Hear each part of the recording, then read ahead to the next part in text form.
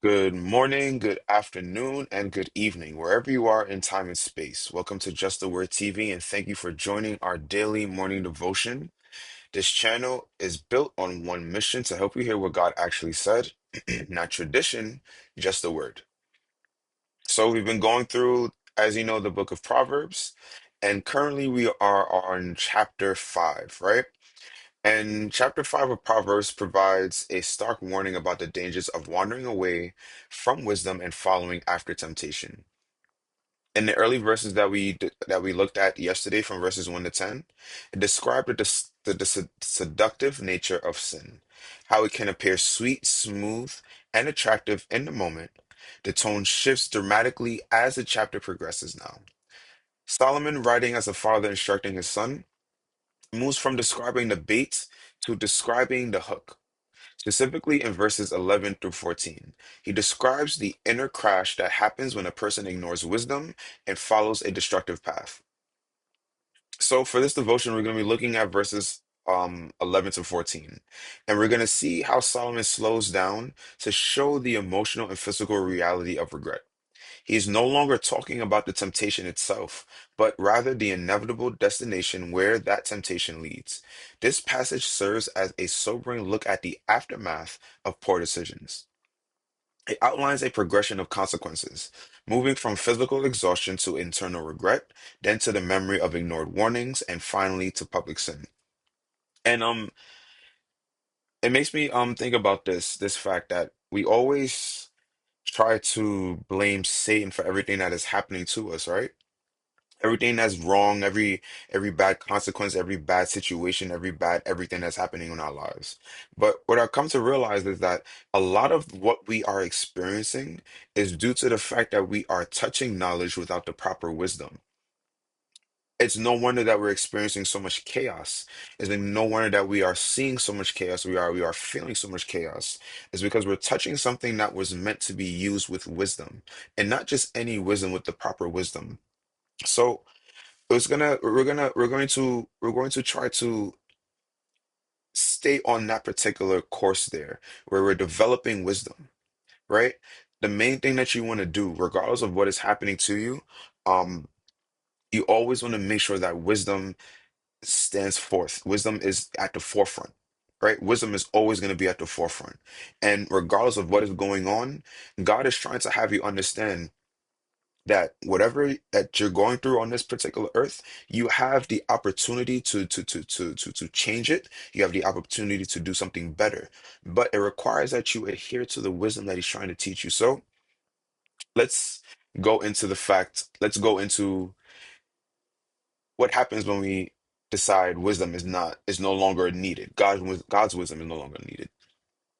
So the first stage of this realization is found in Proverbs. Is found in the 11th verse. Sorry. And thou mourn at the last when thy flesh and thy body are consumed. So the word mourn in this context refers to more than just sadness. It implies a deep, guttural groaning or a roar of distress. It is the sound of someone realizing they have lost something they can never get back. Solomon places this mourning at the last. This is a crucial distinction because temptation never presents this outcome at the beginning. At the start, the path of folly looks like pleasure and freedom.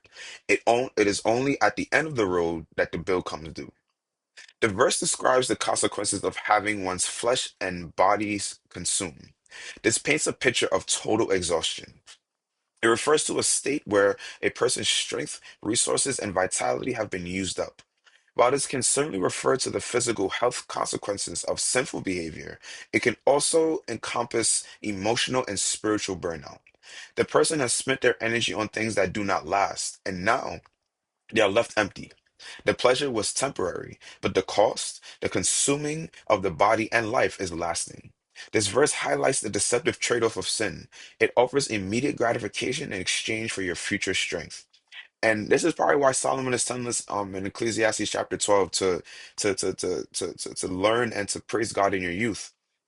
Just due to the fact of it was talking about that entire chapter is basically, it seemed on the surface he was talking about old age, right?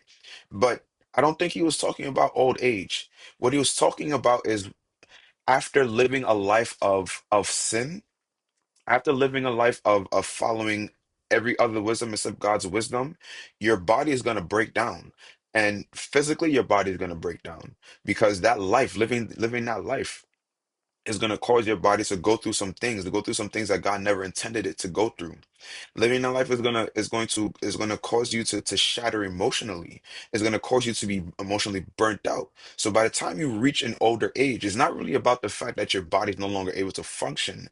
It's just due to the fact of you have gone through such a life of such hardship, and this is hardship that you put on yourself because you chose not to use wisdom, that it gets to the point where your body can't even really function. Your mind can't even really function because you're mentally burnt out. And emotionally, you don't even want to put your hand to do anything at all. So with Ecclesiastes chapter 12, that was really talking about the fact that sin, right? Living a life of sin and not living within God's wisdom, it will first off, it will cause you to age prematurely.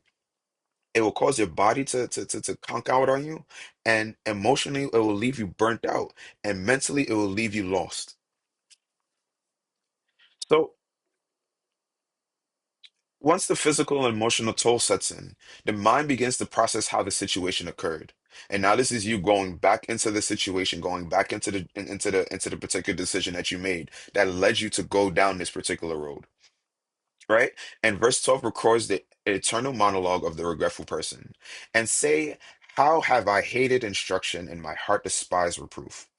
And this is a confession of personal responsibility. The person does not blame their circumstances, the temptation, or other people. Instead, they look inward and ask, how did I let this happen? The verse reveals that the root cause of their own ruin was not a lack of information. They knew what was right. The problem was their attitude towards correction.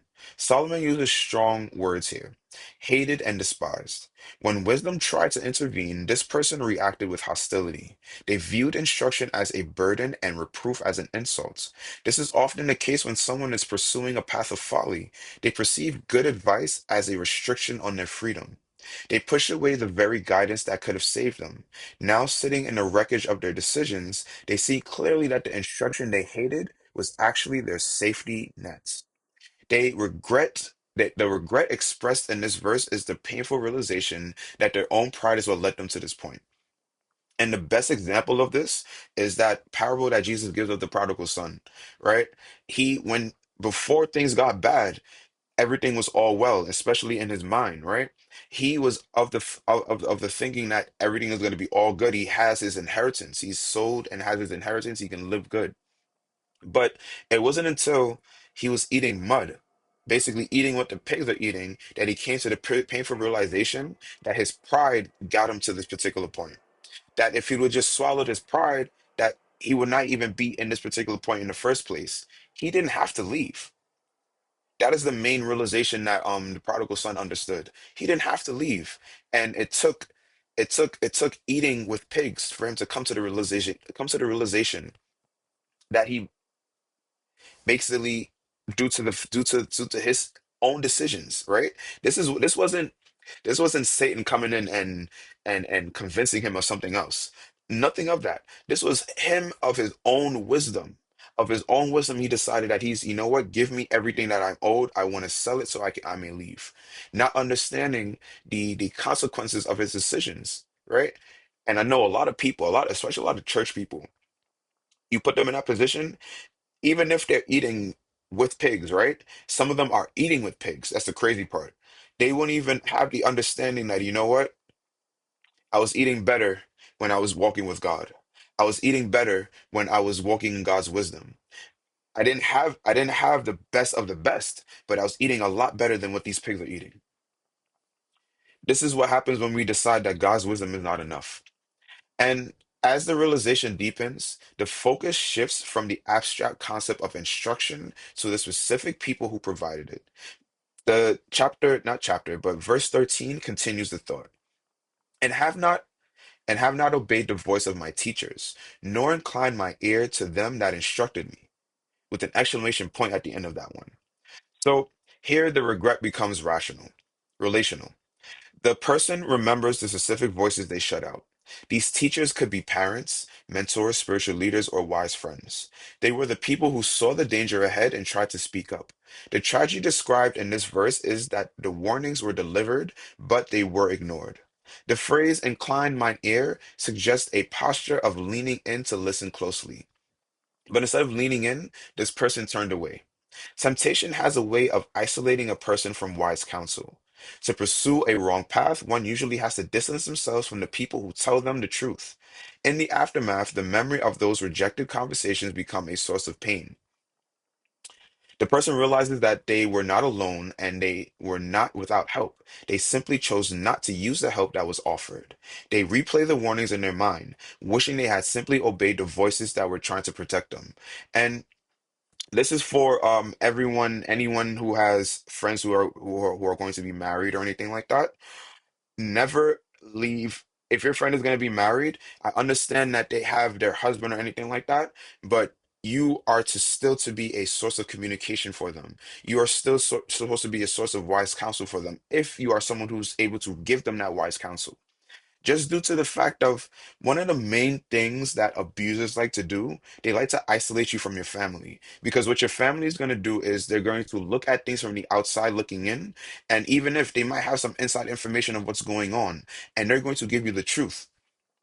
And what an abuser does not want is for your family to come in and give you truth. Because when someone has truth, it is difficult to continue abuse. It is difficult to continue manipulation. And it's super important that this particular thing is understood, even if, and this is why, again, super important. If you see that your particular brother or sister is down a road of temptation, do not, do not, and I made this mistake. I made this mistake. Do not just let them go, right? Um, because if you let them go, they're going to continue along that path. They're going to continue along that path and they're going to continue along going through that temptation and they're going to get stuck in that trap, right? We discussed the adulterous woman. And by the way, since we are talking about adulterous woman is talking about an adulterous type of wisdom. Okay, we talked about the wise woman. We gave wisdom a personification, right? Adulterous woman is is a personification of the adulterous type of mindset, the adulterous wisdom. So again, when people are going down a wrong path, the wrong thing to do, even if they're trying to push you away, right? Even if they're trying to push you away, this is why it's super important that you make sure that you stay around, that you make sure that you stay in the picture, just due to the fact that when you isolate them, the abuse only gets worse. When you allow people to get isolated and what they're going through, the abuse only gets worse. So I don't know who that's for. I don't even know why I just said that. But whoever that's for, I ask that you read Proverbs chapter 5 and read from 11 to 14 and understand why an abuser is going to isolate, why an abuser is going to tell you that your family's no good, right? Why an abuser is going to try to make it feel as if they're the only one left. Do you have no one else but them? Make sure that you're able to still, no matter what is going on, they may cuss you out. They may tell you that you're meddling in their marriage. They may tell you that you have no right to do X, Y, and Z. I don't care. Stay with them. If that is your friend, if that is your brother or sister in the Lord, stay with them. Make sure that you keep your phone open. Make sure you keep an open heart to them because they're not understanding or they're not seeing the fact that with the path that they're walking on, this path of isolating with themselves with this particular person is going to lead them along the wrong path. It's going to lead them to a state of ruin, right? And that's the next part about this. So the final stage of this downward spiral is when private choices result in public consequences. If you look at verse 14, it states, I was almost in all evil in the midst of the congregation and assembly. Up until this point, the struggle might have seemed internal or private. However, this verse reveals that sin rarely stays hidden. The phrase almost in all evil suggests that the person has come to the brink of total ruin. They are not just dabbling in small mistakes, they are immersed in destruction. Significantly, this takes place in the midst of the congregation and assembly. This refers to the community, the church, or the public gathering of people. The tragedy is heightened because the person is standing among the community of the righteous, yet they are in a state of ruin. This implies a loss of reputation and standing. The decisions they made in secret have now humiliated them in public. They have become an example of what not to do, right in the center of the people who know them best. This shows that ignoring wisdom does not just damage the individual, it destroys their role and reputation within their community.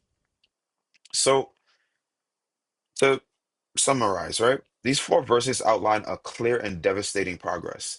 It begins with the physical and emotional cost of being consumed by one's choices. It moves to the end and an agonizing question of how one could hate good instruction. It proceeds to the specific regret of ignoring the teachers who tried to help. Finally, it ends with the shame of public exposure and near total ruin within the community. And this is why after Adam and Eve ate of that apple, they started to feel that shame because accessing knowledge without proper wisdom will lead to proper shame. Put it to you this way. The reason why God is giving us wisdom and why we need to make sure we have wisdom imbued into our spirit is because spirits are gonna pass by, spirits are gonna talk to you, whatever it might be, depending on what you believe in, whatever it might be. You're going to have particular thoughts or particular intentions or desires that are going to pass through your brain. But it is all about using God's wisdom to understand and to discern what thoughts need to be acted upon in that particular moment and what thoughts need to be held into a different point in time. Um, this is to make sure that that wisdom is ruling you, right? God's wisdom is ruling you. And if God's wisdom is not ruling you, then that means that anything that is passing by, anything that decides that it wants to pass by through you will rule you, right? Um, I don't want to say this on this type of forum. Well, actually, I can. That is a form of spiritual prostitution, right? Constantly allowing things to come and rule over you, constantly allowing anger to come and rule over you, constantly allowing depression to come and rule over you, allowing lust to come and rule over you, whenever they feel like coming in and out of your system, right? That is why it's super important to have God's wisdom intact so that your mind, your thoughts are telling you, oh, this particular person needs X, Y, and Z. But God's wisdom is going to kick in and tell you, look at the particular situation and look at the context in which you are standing in. Because of the context in which you are standing in, you need not do that. Or if it is absolutely necessary, you do that on your own time. But if you don't have God's wisdom, the knowledge that is in front of you, right, seems like it's good to go ahead and do. But due to the fact that it's being done without proper context, what the good intention that you had becomes something that becomes something bad. So it's super important, super, super, super important, no matter who you are, even if you are a young adult, you're young in faith, or you're an elder in faith. Super, super important that we connect ourselves to knowledge with the proper wisdom, right? Proper wisdom, so that we don't end up causing, we don't end up making people, you don't end up what it forces you to do is it stops the fake performance that this is of God, right? A lot of you have a lot of people in church that catch this particular manifested spirit or whatever it is, and my problem specifically is that they catch this manifested spirit and no one checks them. No one tries to prove who they are, right?